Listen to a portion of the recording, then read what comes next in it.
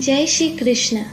आज सुनिए श्रीमद् गर्ग संहिता में वृंदावन खंड के अंतर्गत 20वां अध्याय श्री राधा और श्री कृष्ण के परस्पर श्रृंगार धारण, रास, जल विहार एवं वन विहार का वर्णन। श्री नारद जी कहते हैं, तदंतर मनोहर श्याम सुंदर श्री हरि जल क्रीड़ा समाप्त करके समस्त गोपांगनाओं के साथ गोवर्धन पर्वत को गए। उस पर्वत के कंदराओं में रत्नमय भूमि पर राशेश्वरी श्री राधा के साथ साक्षात श्री हरि ने रास नृत्य किया।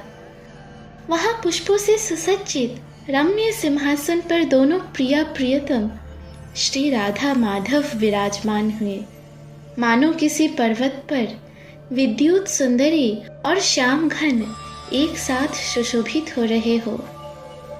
वहां सब सखियों ने बड़ी प्रसन्नता के साथ स्वामिनी श्री राधा का श्रृंगार किया। चंदन, केसर, कस्तूरी आदि से तथा महावर, इत्र, अरक्सा और काजल तथा सुगंधित पुष्प रसों से कीर्ति कुमारी श्री राधा की विधि पूर्वक अर्चना करके साक्षात श्री यमुना ने उन्हें नूपुर धारण कराया।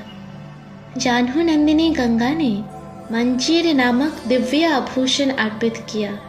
श्री रमा ने कटी प्रदेश में किंकिनी जाल पहनाया और श्री मधु माधवी ने कंठ में हार अर्पित किया। विरजा ने कोटि चंद्रमाओं के समान उज्ज्वल एवं सुंदर चंद्रहार धारण कराया। ललिता ने मणिमंडित कंचुकी पहनाई। विशाखा ने कंठभूषण धारण कराया। चंद्रनना ने रत्नमय मुद्रिकाएं अर्पित की। एकादशी की अधिष्ठात्री देवी ने श्री राधा को रत्न जटित 2 कंगन भेंट किए। शत चंद्रनना सखी ने रत्नमय भूज कंकन, बाजूबंद, बिजायट, जोसन और झाविया आदि दिए। साक्षात मधु माधवी ने 2 अंगद भेंट किए, जिनमें जड़े हुए रत्न उद्दीप्त हो रहे थे। बंदी ने 2 तटांक और सुखदायिनी ने 2 कुंडल दिए। सखियों में प्रधान आनंदी ने श्री राधा को भाल तोरण भेंट किया।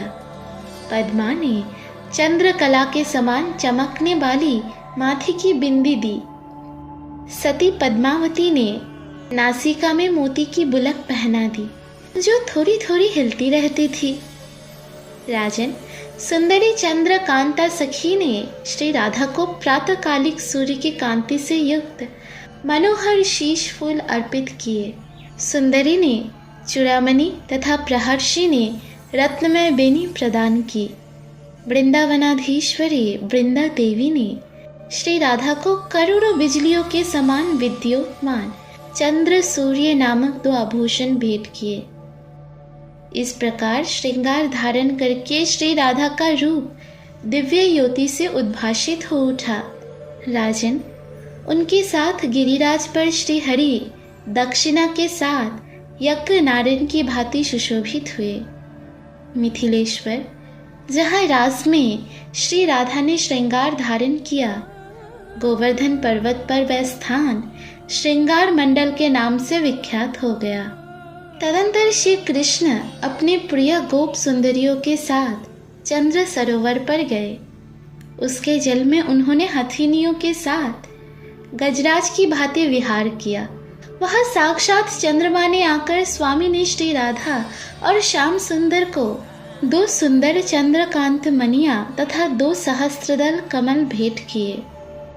तत्पश्चात साक्षात श्री हरि कृष्ण वृंदावन की शोभा निहारते हुए लता बल्लरियों से व्याप्त बहुला वन में गए। वहां संपूर्ण सखीजनों को पसीने से भीगा देख बंशीधर ने मेघ मल्लार नामक राग गाया। फिर तो वहां उसी समय बादल घिर आए और जल की फुहारे बरसाने लगे। विदेहराज, उसी समय अपनी सुगंध से सबका मन मोह लेने वाली शीतल वायु चलने लगी। उससे समस्त गोपांगनाओं को बड़ा सुख मिला। वह वहां एकत्र हो सम्मिलित उच्च स्वर से श्री मुरारी का यश गाने लगी। वहां से राधा वल्लभ श्री कृष्ण तालवन को गए। उस वन में ब्रज बधूटियों से घिरे हुए श्री हरि ने मंडलाकार रास नृत्य किया। उस नृत्य में समस्त गोप सुंदरियां पसीना पसीना हो गई और प्यास से व्याकुल हो उठी। उन सब ने हाथ जोड़कर रास मंडल में धीरे धीरे रासेश्वर से कहा, देव, यमुना जी तो यहाँ से बहुत दूर है और हम लोगों को बड़े जोर से प्यास लगने लगी है। अरे, हम ये भी चाहते हैं कि आप यही दिव्य मनोहर रास करें। हम आपके साथ यही जल विहार और जलपान करेंगे। आप इस जगत के सृष्टि, पालन तथा संहार के भी नायक हैं। ये सुनकर श्री कृष्ण ने वेद की छड़ी से भूमि पर तारण किया। इससे वह त्वकाल पानी का स्तोत्र निकल आया, जिसे वेद त्रिगंगा कहते हैं। उसके जल का स्पर्श करने मात्र से ब्रह्मा हत्या दूर हो जाती है। मिथिलेश्वर, उस वेद त्रिगंगा में स्नान करके कोई भी मनुष्य गोलोक धाम में जाने का अधिकारी हो जाता है। मदन मोहन देव भगवान श्री हरि वहाँ श्री राधा तथा गोपांगनाओं के साथ जल विहार करके कुमुद वन में गए, जो लता बेलों के जाल से मनोहर जान पड़ता था। वहाँ भ्रमरों की ध्वनि सब और गूंज रही थी। उस वन में भी सखियों के साथ श्री हरि ने रास किया। वही श्री राधा ने ब्रजंगनाओं के सामने नाना प्रकार के दिव्य पुष्पों द्वारा श्री कृष्ण का श्रृंगार किया। चंपा के फूलों से कटी प्रदेश को अलंकृत किया। सुनहरे जूही के पुष्पों द्वारा निर्मित बाजूबंद धारण कराया। सहस्त्रदल कमल की कर्णिकाओं को कुंडल का रूप देकर उससे कानों की शोभा बढ़ाई गई। मोहिनी, मालिनी, कुंद और केतकी के फूलों से निर्मित हार श्री कृष्ण ने धारण किया। कदम के फूलों से शोभायमान किरीट और करे धारण करके श्री हरि के श्रेयांग और भी उद्भासित हो उठे। मंदार पुष्पों की उत्तरीय और कमल के फूलों के छड़ी धारण किए प्रभु श्याम सुंदर और भी शोभा पा रहे थे। तुलसी मंजरी से युक्त वनमाला उन्हें विभूषित कर रही थी।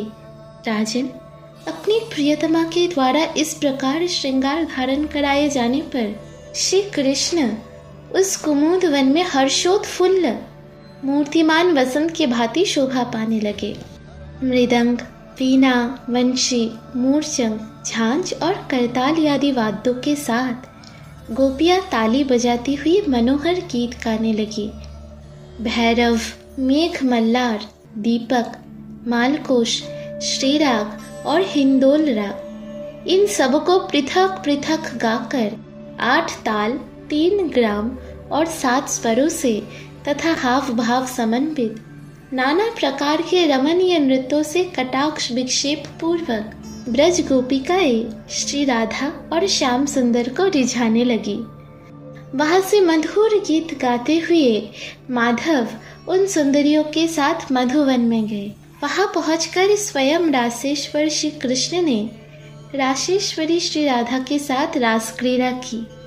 बैसख मास की चंद्रमा की चांद में प्रकाशमान सौगंधिक कलहार कुसुमों से झरते हुए परागों से पूर्ण तथा मालती के सुगंध से व्यासित वायु चल रही थी और चारों ओर माधवी लताओं के फूल खिल रहे थे। इन सबसे सुशोभित निर्जन वन में गोपांगनाओं के साथ श्री कृष्ण उसी प्रकार रम रहे थे जैसे नंदन वन में देवराज इंद्र विहार करते हैं। इस प्रकार श्री गर्ग संहिता में वृंदावन खंड के अंतर्गत रास क्रीड़ा नामक 20वां अध्याय पूरा हुआ। अगले अध्याय में आप लोग सुनेंगे गोपांगनाओं के साथ श्री कृष्ण का वन विहार, रास क्रीड़ा, मानवती गोपियों को छोड़कर श्री राधा के साथ एकांत विहार तथा मानिनी श्री राधा को भी छोड़कर उनका अंतर्ध्यान होना। सुनते रहिए श्रीमद् गर्ग संहिता। राधे राधे।